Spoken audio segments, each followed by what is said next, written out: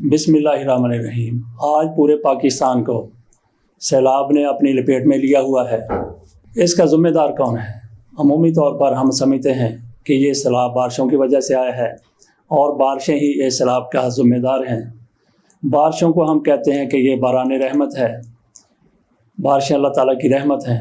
बारिशें जितनी हो जाएं, कम हो, ज़्यादा हो, बहुत ज़्यादा हो, बहुत ही ज़्यादा हो, तब भी इनको आप ज़हमत और अज़ाब नहीं कह सकते। ये रहमत ही होती हैं। लेकिन हमारे लिए अगर ये ज़हमत बन जाती हैं, अज़ाब बन जाती हैं, तो इसमें और किसी का कसूर नहीं है, हमारा कसूर है। हम इन बारिशों को संभाल नहीं सकते। इसके पानी को जिस तरह से इस्तेमाल किया जाना चाहिए वो नहीं कर सकते, तो ये पानी फिर सैलाब की सूरत में तबाही फैलाता हुआ नज़र आता है। सैलाब क्या है? सैलाब हम उस पानी को कहते हैं। पाकिस्तान दरियाओं और नदी नालों की सरजमीन है। यहाँ पे नहरें बहती हैं। पानी इनमें जो समा नहीं सकता वो किनारों से बाहर आ जाता है। दरिया बिखर जाते हैं। नदी नाले और नहरें वो भी पानी को संभाल नहीं सकती। ये पानी फिर बेकाबू होकर जो दरियाओं में नहीं समा सकता, नहरें उनको नहीं संभाल सकती, वो फिर बाहर फैल जाता है। फिर जिधर तक उसकी मार हो सकती है तबाही फैलाता चला जाता है।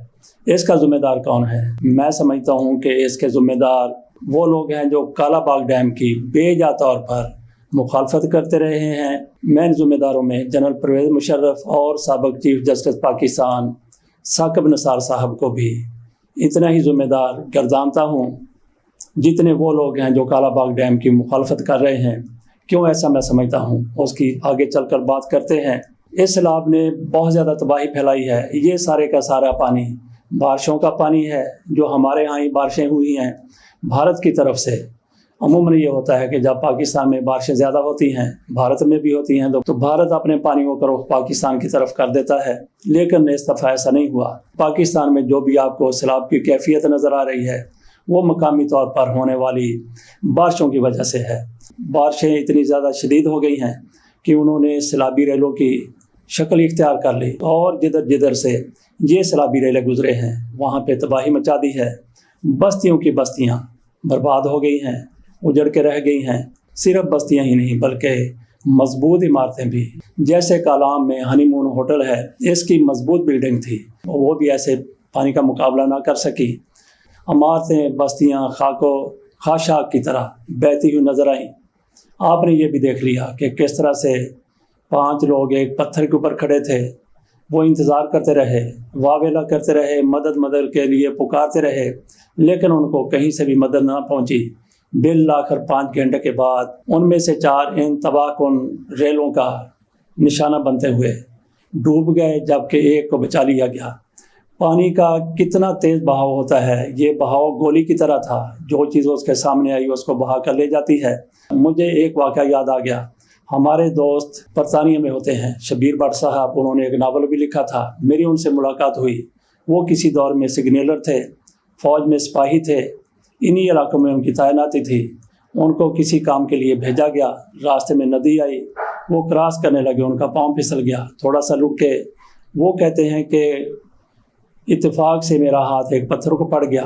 मैंने उसको पत्थर को पकड़ा और उसको जफा डाल लिया। फिर आहिस्ता आहिस्ता उस पत्थर पर चढ़कर मैं बड़ी मुश्किल से नदी से बाहर आया। वो कह रहे थे कि जब नदी में कोई बंदा गिर जाता है तो पत्थर की तरह लुढ़कता चला जाता है। मकामी लोग कहते हैं कि अगर इसमें घोड़ा दाखिल हो जाए तो गोली की तरह तेज़ चलता हुआ पानी उसको भी इस तरीके से बहा कर ले जाता है। लुढ़कनियाँ खाता हुआ घोड़ा नीचे की तरफ चला जाता है और उसकी खुरियाँ तक भी दस्तयाब नहीं होती। पानी का इतना ज़्यादा तेज़ बहाव होता है। यही बहाव कालाम में नज़र आया, जो उसने इमारत को उड़ा कर रख दिया, होटल को तबाह करके रख दिया, जड़ों से उखेड़ कर रख दिया। लोगों ने इस होटल को तैरते हुए देखा, तबाह होते हुए देखा। इस सैलाब की वजह से जो पूरे पाकिस्तान पर मुसल्लत है, अब तक 50 लाख लोग बेघर हो चुके हैं, मुतासर हो चुके हैं। मरने वालों की तादाद 1200 से ज़्यादा हो गई है और ये सिलसिला अभी तक थमा नहीं है, अभी तक रुका नहीं है। हुकूमत की तरफ से मुतासरीन की इमदाद के लिए फ़ंड का ऐलान किया गया है। बिलाशुबा लोग सैलाब मुतासरीन की मदद करेंगे, लेकिन मदद करने वाले कौन लोग हैं? हम पाकिस्तानी हैं। उनमें वो लोग भी शामिल हैं जो इन्हीं सैलाब मुतासरीन का گوشت بھی نوچ رہے ہیں اور ان کی مدد بھی کر رہے ہیں۔ سیلاب زدگان کو دیکھ کر لوگ اذانیں بھی دے رہے ہیں، لیکن یہ کون لوگ ہیں؟ یہ وہ لوگ ہیں جو انسانی ہمدردی بھی جتاتے ہیں اور منافع خوری بھی کرتے ہیں۔ کل تک جس خیمے کی قیمت 6,000 روپے تھی وہ آج 15,000 میں ہے۔ جس خیمے کی قیمت، تمبو کی ٹینٹ کی قیمت 9,000 روپے تھی وہ آج کل 20,000 روپے میں ہے۔ کہتے ہیں کہ یہاں پہ ڈیمانڈ اینڈ سپلائی کے اصول کا اطلاق ہوتا ہے۔ میں نہیں سمجھتا کہ ہمارا مذہب اس کی اجازت دیتا ہے۔ آپ کے پاس جو چیز آ گئی ہے، تاجر ہیں، اس کو آپ نے فروخت کرنا ہے، شارٹیج ہو گئی ہے، آپ اس کو اسی قیمت پر فروخت کریں جس پر آپ پہلے فروخت کر رہے تھے۔ لیکن ہوتا کیا ہے، یوں ہی پتہ چلا کہ سیلاب آیا ہے، خیموں کی، تمبوؤں کی، ٹینٹوں کی ضرورت بڑھ گئی ہے، فوری طور پر جو سٹاک تھا اس کو چھپا لیا گیا اور اس کے بعد اس کی قیمتیں بڑھا دی گئیں۔ یہی لوگ ایک طرف منافع خوری کرتے ہیں اور دوسری طرف سیلاب متاثرین کو دیکھ کر اذانیں دینے لگتے ہیں اور ان کی فنڈ کے ذریعے مدد بھی کرتے ہیں۔ میں یہ بات کر رہا تھا کہ پاکستان میں جو سیلاب آتے ہیں اس کے ذمہ دار وہ لوگ ہیں جو کالا باغ ڈیم کی مخالفت کرتے ہیں۔ نوشہرہ میں رہنے والے لوگوں کو بتایا گیا کہ اگر کالا باغ ڈیم بن گیا تو نوشہرہ ڈوب جائے گا، یہ ان کی سیاسی قیادتوں کی طرف سے بتایا گیا۔ سندھ کے لوگوں کو، وڈیروں کی طرف سے بتایا گیا کہ اگر کالا باغ ڈیم بن گیا تو پنجاب کا پانی پر کنٹرول ہو جائے گا، پنجاب سندھیوں کو ترسا ترسا کر مار دے گا، ہم خشک سالی کا شکار ہو جائیں گے۔ اپنے لوگوں کو گمراہ کرنے کے لیے ایسا پروپیگنڈا کیا گیا۔ ایک MNA تھے، ان کی طرف سے کہا گیا کہ پنجاب کالا باغ ڈیم بنانا چاہتا ہے، کالا باغ ڈیم بنے گا، پانی کو سٹور کریں گے، اس سے بجلی بنائی جائے گی، جب اس سے بجلی بنا لی جائے گی تو ہمارے ہاں جو پانی آئے گا اس میں سے پنجاب کی طرف سے بجلی نکال لی گئی ہوگی، ہمارے ہاں آنے والے پانی میں بجلی موجود نہیں ہوگی۔ یہ اس بندے کی طرف سے کہا گیا۔ اس کو ہر چیز کا علم تھا، لیکن اس کو اپنے لوگوں کے بارے میں بھی معلوم تھا کہ وہ کتنی عقل رکھتے ہیں، کتنی دانش رکھتے ہیں، کتنی سمجھ رکھتے ہیں۔ صرف ان کو گمراہ کرنے کے لیے اور کالا باغ ڈیم کے خلاف بھڑکانے کے لیے یہ سارا کچھ کیا گیا تھا۔ ادھر آ جائیں خیبر PK کی طرف، وہاں پہ کہا گیا کہ نوشہرہ ڈوب جائے گا۔ ایک گورنر صاحب نے تو وہاں جا کر عمارتوں کو نشان بھی لگا دیے کہ پانی یہاں تک آ جائے گا، 14 فٹ تک پانی آ جائے گا، 2 منزلہ عمارتیں بھی ڈوبتی ہوئی نظر آئیں گی۔ یہ ان لوگوں کو گمراہ کرنے کے لیے پروپیگنڈا کیا گیا تھا۔ آج کیا ہوا ہے؟ کالا باغ بنا نہیں ہے، لیکن نوشہرہ پھر بھی ڈوب گیا، آج بھی ڈوبا ہے، 2010 میں بھی ڈوبا تھا۔ پورے کے پورے شہر کو کمشنر صاحب کی طرف سے کہا گیا ہے کہ اس کو خالی کروا لیا جائے اور شہر خالی کروا لیا گیا ہے۔ کالا باغ ڈیم ابھی بنا نہیں ہے۔ کالا باغ ڈیم بن جاتا تو پھر کیا ہونا تھا؟ ہو سکتا ہے کہ آبادی کو کہیں اور منتقل کیا جاتا۔ اب بھی یہی ہونا ہے، لا محالہ یہی ہونا ہے۔ آپ کالا باغ ڈیم بھلے نہ بنائیں، لیکن کچھ عرصے کے بعد آپ کو نوشہرہ کے لوگوں کو وہاں سے اٹھانا پڑے گا، نیا شہر بسانا پڑے گا، بشرطے کہ قدرت کے نظام میں کوئی تبدیلی نہ آ جائے۔ اگر قدرت کا نظام اسی طرح سے چلتا رہا تو نوشہرہ کو وہاں سے اٹھانا ہی پڑے گا۔ یہ نوشتہ دیوار ہے، جتنا جلد پڑھ لیا جائے اتنا ہی بہتر ہے۔ یہ نوشہرہ والے تو کیا، ہم پورے ملک میں لوگ محنت کرتے ہیں، جاں فشانی سے کام کرتے ہیں، بہت کچھ بنا لیتے ہیں، کما لیتے ہیں، بلڈنگیں بنا لی جاتی ہیں، سڑکیں بنائی جاتی ہیں اور بھی بہت کچھ کیا جاتا ہے۔ ترقی کے راستے پر ہم گامزن ہو جاتے ہیں۔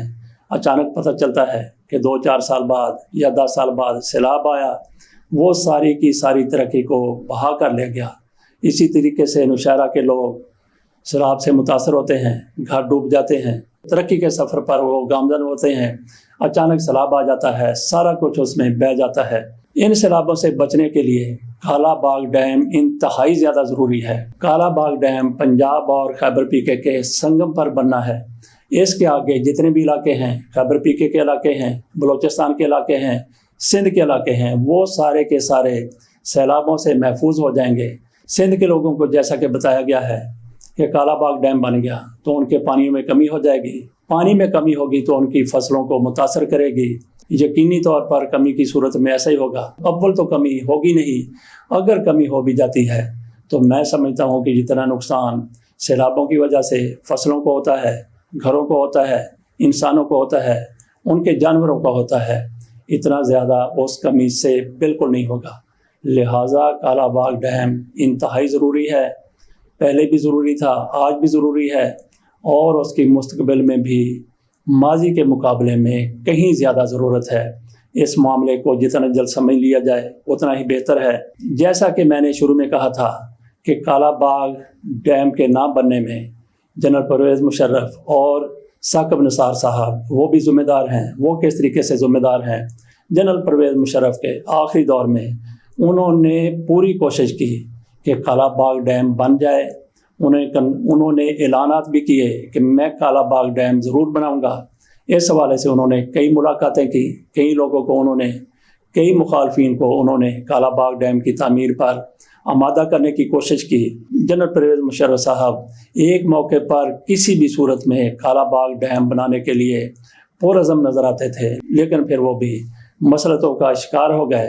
اپنا پروجیکٹ جو انہوں نے اعلان کیا تھا کہ میں ہر صورت میں کالا باغ ڈیم کی تعمیر کرواؤں گا، وہ بیچ میں رہ گیا۔ جنرل صاحب سیاسی مسلطوں کا شکار ہو گئے۔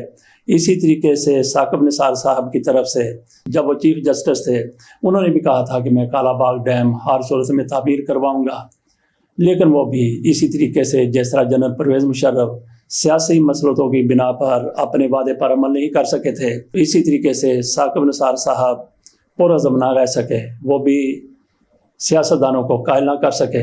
جنرل پرویز مشرف صاحب سب سے زیادہ ذمہ دار اس طرح بنتے ہیں کہ انہوں نے کیا میاں نواز شریف کی حکومت کا خاتمہ عوام سے پوچھ کر کیا تھا، بڑے لوگوں سے پوچھ کر کیا تھا، انہوں نے اور بھی بہت کچھ کیا تھا۔ کیا انہوں نے سارا سیاستدانوں سے پوچھا تھا؟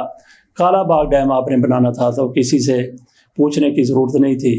کیا دنیا میں جتنے پل بنتے ہیں، جتنی بلڈنگیں بنتی ہیں، ان پر ریفرینڈم ہوتا ہے؟ نہیں ہوتا۔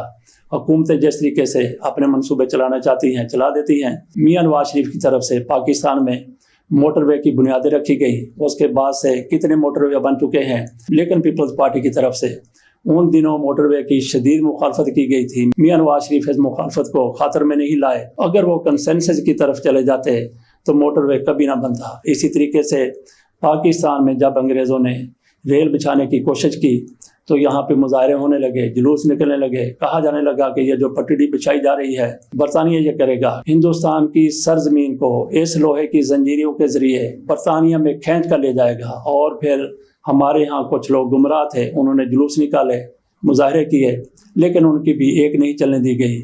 اگر ان دنوں میں برطانوی حکومت ان گمراہ لوگوں کی باتوں میں آ جاتی، کنسنسس کی کوشش کرتی، تو بر صغیر میں ریل کا وجود نہ ہوتا۔ اسی طریقے سے کالا باغ ڈیم آپ نے بنانا ہے تو کنسنسس کو چھوڑیں، صلاح مشورے کو چھوڑیں، مخالفین کو آمادہ کرنے کو چھوڑیں، پوری طاقت کے ساتھ آپ کالا باغ ڈیم کی تعمیر شروع کر دیں۔ میں سمجھتا ہوں کہ پاکستان میں آج تک جتنے بھی حکمران آئے ہیں، اتنا طاقتور کوئی حکمران کبھی نہیں رہا جتنے جنرل قمر جاوید باجوہ صاحب ہیں۔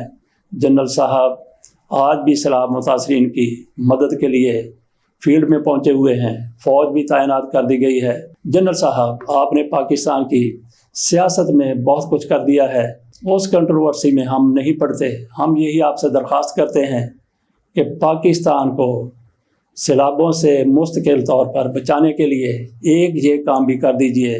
آپ نے عمران خان کی حکومت کو چلتا کرنے کے لیے کیا کوئی ریفرینڈم کروایا تھا؟ کسی سے صلاح مشورہ کیا تھا؟ یہ آپ کا اپنا ذاتی فیصلہ تھا، آپ نے فیصلہ کر لیا، اس پر عمل بھی کر دیا۔